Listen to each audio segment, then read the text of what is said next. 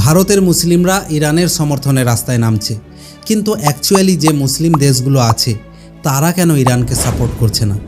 আসলে ইরান হলো শিয়া সম্প্রদায়ভুক্ত, অন্যদিকে আরব কান্ট্রি যেমন সৌদি, সংযুক্ত আরব আমিরাত এগুলো সব সুন্নি সম্প্রদায়ভুক্ত।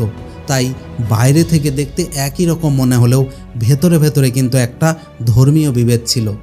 আবার ইরান চাইছিল নিজে পরমাণু শক্তিধর হয়ে উঠে অন্য মুসলিম দেশগুলোকে নিজেদের আন্ডারে নিয়ে এসে এক মুসলিম বিশ্ব গঠন করার।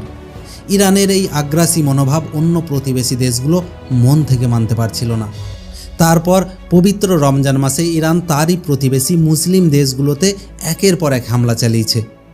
1979 সালে ইরানে ইসলামিক বিপ্লবের পর সেখানে রাজতন্ত্রের অবসান ঘটিয়ে ইরানকে কন্ট্রোল করছে ধর্মীয় নেতা। আরব দেশগুলো নিজেদের দেশেও যাতে গণ অভ্যুত্থান না হয় তার জন্য ইরানের সঙ্গে সবসময় একটা দূরত্ব বজায় রাখে। এছাড়াও এইসব দেশগুলো অনেক আগে থেকেই আমেরিকার সঙ্গে কৌশলগতভাবে যুক্ত এবং তারা ধর্মীয় গোঁড়ামি ছেড়ে প্রযুক্তির দিকে এগিয়ে চলেছে।